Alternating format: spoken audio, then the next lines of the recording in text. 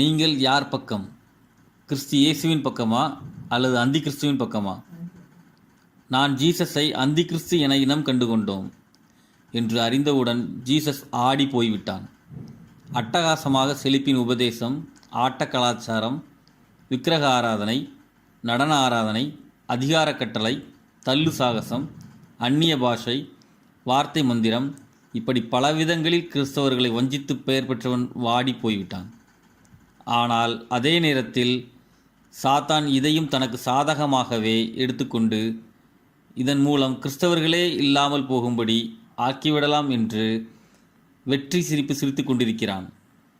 கிறிஸ்தவர்கள் நம்பியிருக்கும் ஜீசஸை அழித்துவிட்டால் கிறிஸ்தவம் இனி உலகில் தலை தூக்காது என்று பூரித்து கொண்டிருக்கிறான். ஆனால் கதை வேறு. அந்தி கிறிஸ்துவை கண்டுபிடித்து காட்டிக் கொடுப்பது அவன் ராஜ்யத்தை அழிக்க நாம் ஏறும் முதல் படி.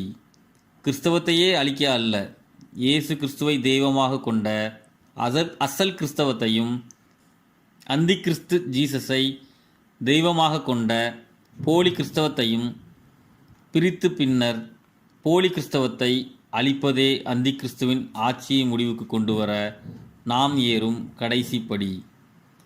கிறிஸ்தவர்கள் ஐயோ எங்கள் தெய்வம் ஜீசஸ்க்கு அந்தி கிறிஸ்து என்று பெயர் சூட்டுகிறார்களே என்று கலங்க வேண்டாம், எதிர்க்க வேண்டாம். இதில்தான் கிறிஸ்தவர்கள் தவறு செய்கிறார்கள். உங்கள் கலக்கத்தை தான் சாத்தானும் விரும்புகிறான். உங்கள் தெய்வம் இயேசு கிறிஸ்துதான், ஜீசஸ் அல்ல என்று தெளிவாய் புரிந்து கொண்டு கிறிஸ்தவர்கள் இயேசு கிறிஸ்துவை உறுதியாய் பற்றி கொள்ள வேண்டும். இது கடைசி காலம். இனி இயேசுவா ஜீசஸா என்று ஒத்தையா இரட்டையா விளையாட்டு விளையாட நேரமில்லை. நம்முடைய இரட்சிப்புக்கு இயேசு தவிர வேறு தெய்வமோ, இயேசு என்ற நாமம் தவிர வேறு நாமமோ நமக்கு கொடுக்கப்படவில்லை. ஜெபித்து சிந்தித்து செயல்படுங்கள். இயேசு கிறிஸ்துவின் நாமத்தில் ஜெயம் எடுங்கள். இயேசு கிறிஸ்து, அவரை மட்டும் பற்றி கொள்ளுங்கள். தொடரும்.